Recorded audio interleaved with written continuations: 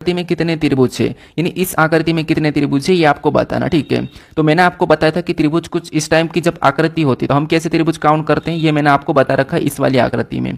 ये वाला तरीका तो आपको याद होगा कि हमें कॉलम में संख्या लिखना, जैसे 1, फिर यहाँ पर 2, फिर यहाँ पर 3 और यहाँ पर 4, सभी को जोड़ेंगे तो यहाँ पर 10 हो रहे हैं। इस आकृति में 10 त्रिभुज है, ये तो आप आसानी से बता दोगे। लेकिन ऐसी वाली आकृति में कैसे बताना, तो यहाँ पर भी एक ट्रिक बताऊंगा, एक लॉजिक। देखिए क्या करना है, एक तरीका लगाना है। सबसे पहले आपको यहाँ पर गिनना है। गिनना कैसे, देखिए यहाँ पर गिनेंगे तो आपको होगा यहाँ पर कितने, तो 1, फिर ये हमारा 2, ये हमारा 3, ये हमारा 4, ये हमारा 5। ठीक है, सेम तरीके से इधर से भी गिनेंगे तो यहाँ पर 1, फिर यहाँ पर 2, फिर यहाँ पर 3, ये हमारा 4, ये 5। इधर से भी 5 है, कोई बात नहीं, इधर से गिन के देख लेते हैं। यहाँ पर 1, फिर यहाँ पर 2। ठीक है, यहाँ पर 1 के बाद ये 2, फिर ये 3, यहाँ पर क्या है 3 है। ठीक है, 3, फिर ये 4, ये 5। ये हमने इधर सब दूर से गिनने पर हमें 5 5 मिल रहा है, मतलब 5 5 हमें यहाँ पर कॉलम टाइप का मिल रहा है। ठीक है, ये वाला हमें 5 5 मिल रहा है। कितना मिल रहा है, 5 बार। इधर से भी देखिए 5 5 मिल रहा है। तो इसका मतलब ये है कि हमें क्या करना है, सभी तरफ से समान मिला तो हमें क्या करना है, फिर एक लॉजिक लगाना है। कैसे, देखिए यहाँ पर हमें 5 5 मिला है तो क्या करना, आपको लिखना जैसे ये 1, फिर ये हमारा 2, फिर ये हमारा 3, ये हमारा 4, ये 5। ऐसा लिखने के बाद आपको क्या करना है, यहाँ पर आपको जोड़ना है। किससे जोड़ना है, देखिए यहाँ से इससे जाएंगे तो 1 आएगा, यहाँ से वापस इधर आके इधर जाएंगे, मतलब इसके साथ से आपको जोड़ना है, इसके साथ से। ठीक है,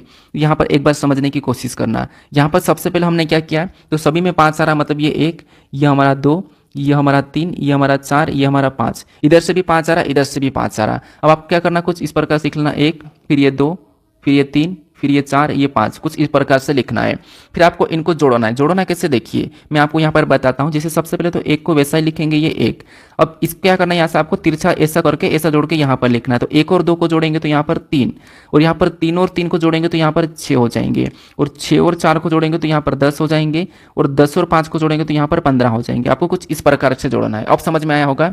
यहाँ पर 1 को ऐसा रखा, फिर 1 और 2 को जोड़ा तो यहाँ पर 3, 3 और 3 को जोड़ेंगे तो यहाँ पर 6, और 6 और 4 को जोड़ेंगे तो यहाँ पर 10, और 10 और 5 को जोड़ेंगे तो यहाँ पर 15।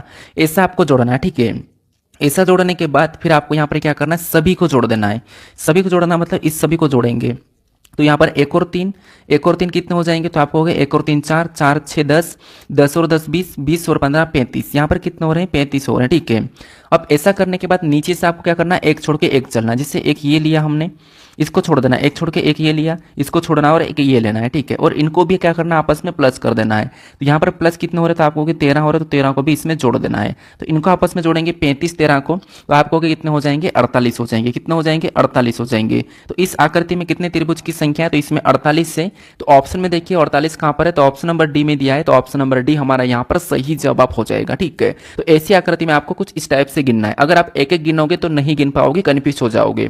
अब चलिए हम बढ़ते हैं प्रश्न 12 पे। अब 12 नंबर का प्रश्न दिया है।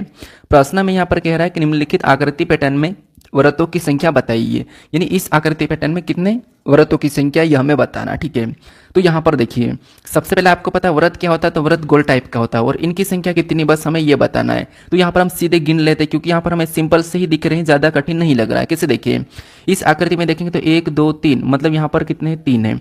यहाँ पर गिनेंगे 1 2 3, तो यहाँ पर कितने हैं, 3 है। यहाँ पर गिनेंगे 1 2 3, तो यहाँ पर कितने हैं, 3 है। देखिए आपको ये जो क्रॉस दिख रहा है इसको नहीं गिनना है, ये तो अर्धवृत्त में आ जाता है। वैसे अर्धवृत्त भी पूरी तरह से नहीं है। आपको कभी कभी प्रश्न पूछा कि अर्धवृत्त कितने, तो वो अर्धवृत्त इस टाइप का कहलाता है, आधा वाला। ठीक है, तो ये भी याद रखना। अब यहाँ पर गिनेंगे तो 1 2 3 4, यहाँ पर कितने हैं, 4 है। इधर गिनेंगे तो 1 2 3 4, यहाँ पर कितने हैं, 4 है। इधर 1 2 3 4, यहाँ पर भी 4 है। ठीक है, नीचे 4 4 बीच में। इधर गिनेंगे तो 1 2 3, यहाँ पर कितने हैं, 3 है। यहाँ से गिनेंगे 1 2 3 4, मतलब यहाँ पर 4 है। इधर 1 2 3, मतलब यहाँ पर 3 है। ठीक है, यहाँ पर कितने, 3 है। अब देखिए सभी को हमने यहाँ पर क्या करा, गिन लिया। अब क्या करेंगे, सभी को प्लस कर लेंगे तो हमारा आंसर निकल जाएगा। कैसे, 3 3 6 9 12, और 12 3 15, 15 तो ये हो रहे, और 4 चौक 16 ये हो रहे। 15 16 कितने होते हैं, आपको 15 16 31 होते हैं। कितने होते हैं, 31। तो 31 ऑप्शन में देखिए कहाँ पर है, तो ऑप्शन नंबर डी में दिया है, तो ऑप्शन नंबर डी हमारा यहाँ पर सही जवाब हो जाएगा। ठीक है, कौन सा, ऑप्शन नंबर डी। तो आपको क्या करना है, यहाँ पर तो सिंपल सा गिनना था, लेकिन आपको हर टाइप के प्रश्न मिलना चाहिए, इसलिए मैंने इस प्रश्न को ऐड कर लिया। हालांकि ये प्रश्न सरल था। अब चलिए हम बढ़ते हैं प्रश्न 13 पे। अब 13 नंबर का प्रश्न दिया है। प्रश्न ने करा कि विकल्पों में से उस आकृति का चयन कीजिए जो प्रश्न चिन्ह को प्रतिस्थापित करके दिए गए पैटर्न को पूरा करेगा। अब हमारे पास यहाँ पर जो प्रश्न दिया है इसमें हमारे पास प्रश्नवाचक चिन्ह दिया है, यहाँ पर हम किस विकल्प आकृति को रखेंगे कि हमारी आकृति पूर्ण हो जाएगी, आकृति पैटर्न पूरा हो जाएगा, ये हमें प्रश्न कह रहा है। ठीक है, तो यहाँ पर आपको क्या करना है, विकल्प से उठाकर रखना है। कैसे, देखिए सबसे पहले तो आपको पता है कि ये वाली लाइन पूरी कर लेते हैं हम, ये वाली लाइन पूरी होगी। ठीक है, कौन सी वाली, तो ये वाली ऐसी लाइन पूरी हो जाएगी। तो हम सभी में देखेंगे तो यहाँ पर नहीं दिख रही है, तो ऑप्शन नंबर डी को हम हटा देंगे क्योंकि यहाँ पर ये वाली लाइन होना चाहिए, तो यहाँ पर नहीं, तो ऑप्शन डी हटा दे। ठीक है, उसके बाद ये वाली लाइन आपको इतनी आधी मिलेगी, तो ये वाली लाइन हम देखते हैं यहाँ पर, तो इसमें यहाँ पर ये वाली लाइन आधी नहीं है। ठीक है, ये वाली आधी नहीं है, तो इसे भी हम क्या करेंगे, हटा देंगे, ऑप्शन नंबर ए भी हटेगा। उसके बाद यहाँ पर आपको एक गोल टाइप का दिखाई दे रहा होगा, यहाँ पर बीच में बनता हुआ, तो ये एक ऐसा बनेगा, तो यहाँ पर भी गोल बन रहा है, यहाँ तक भी ठीक है। फिर गोल बनने के बाद आपको यहाँ पर एक लाइन दिखाई दे रही है जिससे ये वाली कोने पे, तो यहाँ पर एक लाइन कुछ इस प्रकार की दिखाई देगी, तो यहाँ पर इस प्रकार की लाइन होना था लेकिन यहाँ पर नहीं है, तो ऑप्शन नंबर सी को भी हटा देंगे। ऑप्शन नंबर कौन सा वाला, बी वाला यहाँ पर सही जवाब हो जाएगा। ठीक है, बस आपको यहाँ पर पैटर्न को पूरा करके देखना है, प्रश्न ऑटोमेटिक सोल्व होगा। अब चलिए हम बढ़ते हैं प्रश्न 14 पे। अब 14 नंबर का प्रश्न दिया है, प्रश्न यहाँ पर क्या कह रहा है, प्रश्न कह रहा है कि उस विकल्प आकृति का चयन कीजिए जिसमें दी गई आकृति x उसके भाग के रूप में नियत है, घूर्णन की अनुमति नहीं है। मतलब ये जो आकृति हमें दी है ये किस विकल्प में है, ये हमें बताना है, घुमाने की अनुमति नहीं है, यानी वैसी की वैसी होना चाहिए। तो देखिए चेक कीजिए, ऑप्शन ए से ले लीजिए। अगर आपको क्या करना है, फटाफट से देखना है कि किस विकल्प में दिखाई दे रही है। तो सबसे पहले तो हम देखेंगे यहाँ पर ये वाली लाइन को। ठीक है, ये वाली लाइन, छोटी सी लाइन को देखते हैं और सीधे यहाँ से ये नीचे आना चाहिए। तो यहाँ पर अगर हम देखेंगे तो ठीक है, हमें यहाँ पर सीधे यहाँ से ये दिख रही है। ठीक है, उसके बाद यहाँ से हमें एक ये वाली लाइन पूरी तरह से आना चाहिए, तो यहाँ पर पूरी लाइन नहीं है। अगर हम इधर से भी देखेंगे तो यहाँ पर भी नहीं दिख रही, तो मतलब ऑप्शन ए तो हो नहीं सकता। ठीक है, ऑप्शन ए में नहीं दिख रहा। बी में देखेंगे तो बी में तो हमें कोई ऐसी लाइन बनती हुई नहीं दिख रही है। सी में देखेंगे तो सी में भी हमें कोई ऐसी प्रॉपर नहीं दिख रही, लेकिन डी में देखेंगे तो डी में एक यहाँ से ये वाली बन रही है, उसके बाद यहाँ से ये वाली बनी है, उसके बाद आपको यहाँ से ये वाली भी बनती हुई दिखाई दे रही है। ठीक है, कौन सी, ये वाली, तो ये वाली आपको यहाँ पर बनती हुई दिखाई दे रही है। या आप इसको ऐसा बनाओ या यहाँ से अगर ऐसा बनाओगे तब भी आपको ये वाली बनती हुई दिखाई देगी। कैसे, देखिए या आप इसे पूरा लीजिए, यहाँ से भी बनाओगे तब भी हमें यह आकृति इसमें बनती हुई दिखाई देगी सीधी, पर यहाँ से ये वाली तिरछी वाली। ठीक है, इतनी वाली, तो ये हमें इस प्रकार की आकृति हमें ऑप्शन नंबर डी में मैच होती हुई दिखाई दी, तो ऑप्शन नंबर डी हमारा इस प्रश्न का सही जवाब हो जाएगा। ठीक है, बस आपको देखना है कि जो आकृति दी है वो किस विकल्प में है। अब चलिए हम बढ़ते हैं प्रश्न 15 पे। अब 15 नंबर का प्रश्न दिया है, प्रश्न में यहाँ पर कह रहा है कि विकल्पों में दी गई उस आकृति की पहचान कीजिए जिसे प्रश्न चिन्ह के स्थान पर रखने पर श्रृंखला तार्किक रूप से पूरी हो जाएगी, मतलब पूर्ण हो जाएगी। तो ये हमारा श्रृंखला यानी कि सीरीज का प्रश्न आकृति सीरीज का है। तो इस सीरीज में हमें यहाँ पर बताना है कि जो प्रश्नवाचक चिन्ह है यहाँ पर कौन सा आकृति होगी। ठीक है, तो देखिए सबसे पहले हम किसी भी एक हिस्से को लेकर चलते हैं, मान लो इस वाले चिन्ह को देखते हैं, ये कहाँ पर है, यहाँ पर है। अगले में देखेंगे तो ये यहाँ पर जा चुका है, फिर अगले में देखेंगे तो इस कोने पे गया है, फिर अगले में देखेंगे तो इस कोने में गया है, तो अगले में कहाँ पर जाएगा। तो देखिए इसने इस वाले हिस्से को छोड़ दिया है, फिर यहाँ आया था, फिर इसने क्या करा, यहाँ आने के बाद ये यहाँ पर आया, फिर इसने इस वाले को छोड़ा है, फिर यहाँ पर आया, अब ये वापस से यहाँ पर आएगा क्योंकि ये एक बार छोड़ रहा था, एक बार नहीं छोड़ रहा है, एक बार छोड़ रहा है, एक बार नहीं छोड़ रहा है, तो अगला यहाँ पर आएगा। तो यहाँ पर केवल हमें ऑप्शन नंबर कहाँ पर दिखाई दे रहा है, सी में दिखाई दे रहा, इसमें नहीं होगा, ये भी नहीं होगा और ये भी नहीं होगा, तो ऑप्शन नंबर सी यहाँ पर सही जवाब हो जाएगा। यहाँ पर देखिए अब ये मत डायरेक्ट कोने पे ले जाना है, क्यों, क्योंकि यहाँ पर देखिए ये एक बार छूट रहा था और एक बार नहीं छूट रहा था, तो इसीलिए ऑप्शन नंबर सी हमारा यहाँ पर सही जवाब हो जाएगा। ठीक है, अब चलिए हम बढ़ते हैं प्रश्न 16 पे। अब 16 नंबर का प्रश्न दिया है, प्रश्न में यहाँ पर कह रहा है कि एक कागज को मोड़ने के क्रम और मोड़े गए कागज को काटने के तरीकों को निम्नलिखित आकृति में दर्शाया गया है।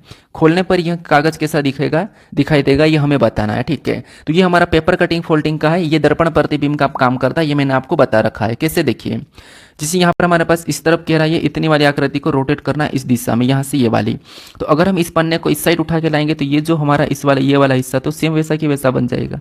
ठीक है, और ऊपर वाला गोल भी वैसा ही रहेगा, कोई प्रभाव ही नहीं पड़ेगा। उसके बाद ये कह रहा है कि पूरे के पूरे हिस्से को आपको नीचे से रोटेट करके ले जाना है, तो अगर हम यहाँ पर पूरा की पूरा ऐसा नीचे रोटेट करेंगे तो ये वाला जीरो ऐसा बनेगा, जीरो ऐसा बनेगा, जो ऊपर वाला हिस्सा वो कैसा बनेगा, तो वो हमारा कुछ इस टाइप से बनेगा, कुछ इस टाइप से। ठीक है, ऐसा बनेगा, कुछ इस टाइप से बनेगा, और जो ऊपर वाला जीरो जैसा दिख रहा है वो नीचे आ जाएगा बिंदी। ठीक है, ये कुछ इस प्रकार का दिखेगा। अगर हम इस प्रकार का ऑप्शन में चेक करते हैं तो हमें ऑप्शन नंबर कहाँ पर दिखाई दे रहा है, बी में दिखाई दे रहा है, तो ऑप्शन नंबर बी हमारा यहाँ पर सही जवाब हो जाएगा। ठीक है, तो ये क्या काम करता है, तो ये दर्पण प्रतिबिंब वाला काम करता है, तो ऑप्शन नंबर बी हमारा यहाँ पर सही जवाब हो जाएगा। अब चलिए हम बढ़ते हैं प्रश्न 17 पे। अब 17 नंबर का प्रश्न दिया है।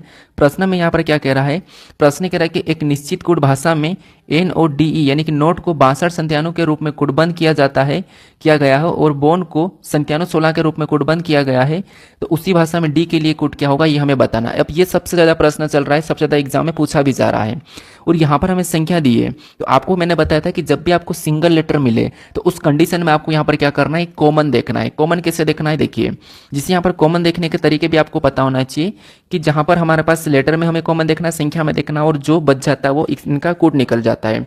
तो आपको ऐसे प्रश्न को कॉमन देख के निकालना, ना कि आपको संख्याओं में बदलना। ठीक है, मैंने आपको सिखा रखा तो आप खुद से सोल्व करने की यहाँ पर कोशिश करें। देखिए सबसे पहले इधर कॉमन देखेंगे तो ओ दिखाई दे रहा है तो ओ को काटेंगे, एन भी दिखाई दे रहा है तो एन को भी काट देते हैं, यहाँ पर हमें ई भी दिखाई दे रहा है तो ई को भी काट देते हैं। इधर से 9 कॉमन दिखा है, 9 को काटेंगे, 7 दिख रहा है तो 7 को काटेंगे, 6 दिख रहा है तो 6 को काट देते हैं। हमने यहाँ पर कॉमन देके काट लिया। इधर से हमारे पास क्या बचा है, डी, और इधर से 2 बचा, मतलब डी का सामने 2 हो जाएगा, डी का कोड क्या हो जाएगा, 2 हो जाएगा। इधर बी बचा है और बी का क्या हो जाएगा, तो बी का 1 हो जाएगा। हमें यहाँ पर किसका पूछा है, डी, और डी के सामने 2 है तो ऑप्शन में देखिए 2 कहाँ पर है, ऑप्शन नंबर सी में दिया है, तो ऑप्शन नंबर सी हमारा यहाँ पर सही जवाब हो जाएगा। ठीक है, कौन सा, ऑप्शन नंबर सी। तो आपको ये समझ में आ चुका होगा कि आपको क्या करना है, कॉमन देख के काटना है। अब चलिए हम बढ़ते हैं प्रश्न 18 पे। अब 18 नंबर का प्रश्न दिया है। प्रश्न में यहाँ पर क्या कह रहा है, प्रश्न यहाँ पर कह रहा है कि एक निश्चित कोड भाषा में ब्रिंग द बैक को NDSMPF लिखा जाता है और यहाँ पर बैग्स ऑफ गोल्ड को RGTXSM लिखा जाता है। दी गई भाषा में बैग्स को किस प्रकार लिखा गया ये हमें बताना है। मतलब ये भी आपको क्या करना है, ये कोडिंग डिकोडिंग का ही, इसमें भी आपको कॉमन देख के ही काटना है। कैसे, देखिए जिससे मैंने बताया था आपको कि ये सबसे पहले लिखना है आपको, उसके बाद इसके सामने आपको क्या करना है, ये वाले जो कोड दिए उसको लिखना है। फिर आपको यहाँ पर क्या करना है, वापस से हमें ये लिखना है इसके जस्ट नीचे, उसके सामने जो कोड दिया उसको सामने लिख देना, ऐसे कुछ बराबर में। फिर आपको यहाँ पर कॉमन देख के काटना है। तो इसमें कॉमन देखेंगे तो केवल हमें यहाँ पर बैक कॉमन दिखाई दे रहा है और यहाँ पर कॉमन देखेंगे तो केवल हमें SM कॉमन दिखाई दे रहा है। तो जो कॉमन दिखाई दिया इसका ही कोड हो जाएगा, किसका, SM। ठीक है, किसका, यहाँ पर बैक का। तो बैक का हमारा क्या निकला है, SM निकला है। तो SM ऑप्शन में देखेंगे तो ऑप्शन नंबर बी में दिया है, तो ऑप्शन नंबर बी हमारा यहाँ पर सही जवाब हो जाएगा। ठीक है, तो जो कॉमन दिख के कट गया और एक ही कॉमन है तो वो एक दूसरे के कोड हो जाएंगे। कभी कभी यहाँ पर ज़्यादा भी कटता है, अगर आपने मेरे पिछले प्रैक्टिस सेट देखा होगा तो वहाँ पर मैंने करवाया था, यानी जस्ट पीछे वाले प्रैक्टिस सेट को चौथे नंबर वाले में मैंने बताया था कि आपको 3-4 एग्जाम्पल भी मिल सकते हैं। अब चलिए हम बढ़ते हैं प्रश्न 19 पे। अब 19 नंबर का प्रश्न दिया है। प्रश्न यहाँ पर कह रहा है कि वर्ष 2005 का कैलेंडर वर्ष के समान होगा, मतलब किस वर्ष के समान होगा ये हमें बताना है। यानी ये कैलेंडर का प्रश्न है, यानी 2005 के समान कैलेंडर कौन सा होगा। तो अगर आपने रटा होगा तो आप आसानी से बता दोगे, क्योंकि 2005 कहीं बार पेपर में पूछा है, 2005 कहीं बार पेपर में पूछा है कि 2005 के समान कौन सा कैलेंडर होगा है। तो आपने कभी गूगल किया होगा, कहीं से सीखा होगा, तो 5 तो आप आसानी से बता दोगे। लेकिन मैं एक ऐसी ट्रिक बताऊं जिससे आप कभी भी किसी भी सन का आसानी से बता दो। कैसे, देखिए जिससे हमें यहाँ पर किसका पूछा है, तो हमें यहाँ पर 2005 का पूछा, किसका, 2005 का। अब यहाँ पर 2005 के बाद देखिए कौन सा आएगा, तो आपको 6 आएगा, 6 के बाद कौन सा आएगा, 7 आएगा, 7 के बाद कौन सा आएगा, तो 8 आएगा। इधर कौन सा आएगा, तो यहाँ पर 4 आएगा, फिर कौन सा आएगा, तो 3 आएगा, फिर कौन सा आएगा, 2 आएगा। तो ये सन आएंगे 2002, 2003, 2004, 2005, 2006, 2007, 2008 आएगा। हमें यहाँ पर 2000 किसका पूछा है, आप कहोगे 2005 का। यहाँ पर आपको कोई ऐसा है कि जो लीफ वर्ष दिखाई दे रहा है, तो हाँ हमें यहाँ पर लीफ वर्ष दिखाई दे रहा है। 2004 लीफ वर्ष है, 2008 भी हमें लीफ वर्ष दिखाई दे रहा है। तो यहाँ पर याद रखना, आपको लीफ वर्ष के जस्ट बाद बताना है, तो आपको क्या करना है, 6 प्लस करना है, और लीफ वर्ष के जस्ट पहले 2 का बताना तो 11 प्लस करना। कैसे, देखिए जिससे यहाँ पर इसमें तो आपको क्या करना है, 6 प्लस करना है, लेकिन इसमें आपको 11 प्लस करना है, इसमें आपको 11 प्लस करना है, इन 2 में इतना ही है। ठीक है, क्योंकि ये दोनों लीफ वर्ष का अंतर है। तो यहाँ पर 5 का बताने के लिए 6 प्लस करना है, तो यहाँ पर क्या हो जाएगा, 2011 हो जाएगा। ऑप्शन में 2011 देखोगे तो ऑप्शन नंबर बी में दिया है, ऑप्शन नंबर बी हमारा यहाँ पर सही जवाब हो जाएगा। मान लो आपको यहाँ पर 2003 का बताना, तो ये लीफ वर्ष के जस्ट पहले है, तो यहाँ पर क्या करेंगे, प्लस 11 करेंगे। ये भी पहले, मतलब 2 में 11 प्लस करना है। अगर मान लो आपको यहाँ पर 2001 का बताना होता, मान लो यहाँ पर आपको 2001 का बताना होता, तो आप यहाँ क्या करते हैं, क्योंकि ये यहाँ पर 2000 लीफ वर्ष आ जाता, तो यहाँ पर आप 6 प्लस करते हैं। क्या करते, तो आपको करोगे 6 प्लस, क्या करोगे, 6 प्लस। ठीक है, तो ये तरीका है। अब मान लो मैं आपको एक और सन देता हूँ, अभी तो इसका सही जवाब हमारा 2011 है, लेकिन मैं आपको यहाँ पर एक और देता हूँ। एक और क्या है कि मान लो मैंने यहाँ पर दिया आपको 2020 दिया, उसके बाद 2021, फिर 2022, फिर 2024, कितना 2024, और यहाँ पर मैंने दे दिया 2000 मतलब 19 भी दे दिया है, ठीक है। अब यहाँ पर आपको क्या करना है, इनके समान कैलेंडर निकालना है। तो सबसे पहले लीप वर्ष कौन सा है, तो ये हमारा लीप वर्ष है। ये कौन सा है, तो ये भी हमारा लीप वर्ष है। अब लीप वर्ष में आपको क्या करना है, जो भी लीप वर्ष है उसमें आपको क्या करना है, 28 प्लस कर देना है। ये लीप वर्ष है 2024, इसमें भी 28 प्लस कर देना है। जितने भी लीप वर्ष होंगे, चाहे 2016 हो, चाहे 2020 हो, 2024 हो, 2028 हो, जो भी लीप वर्ष है, 2032 हो, चाहे 2016 हो, 2012 हो, 2008 हो, 2004 हो, उसमें आपको हमेशा 28 प्लस करोगे तो आपका समान कैलेंडर निकलेगा। क्या निकलेगा, समान कैलेंडर निकलेगा, ठीक है। इसमें एक मैंने लिखा नहीं, यहाँ पर 21, 22, 23 हो जाएगा, ठीक है। कितना हो जाएगा, तो यहाँ पर 23 भी हो जाएगा, ठीक है। अब हमें यहाँ पर मान लो इनके बीच का बताना है। बीच का बताने के लिए आपको पता है ये जस्ट बाद है, तो यहाँ पर 6 प्लस करेंगे, ये पहले 2 है तो यहाँ पर 11 11 प्लस करेंगे, ठीक है। कितना, 11 11। तो ये तरीका याद रखना, ये 4 चीज़ें, ये 2 लीप वर्ष का अंतर है। अगर आपको लीप वर्ष में बताना तो 28 प्लस करना है लीप वर्ष में। अगर आपको लीप वर्ष के जस्ट बाद बताना है तो 6 प्लस करना है, और जस्ट पहले बताना है तो 2 में 11 प्लस कर देना है। इतना याद रखना, ठीक है। यहाँ पर क्या करना है, 5 का बताना था तो 6 प्लस किया 11। ऑप्शन नंबर बी हमारा यहाँ पर सही जवाब हो जाएगा।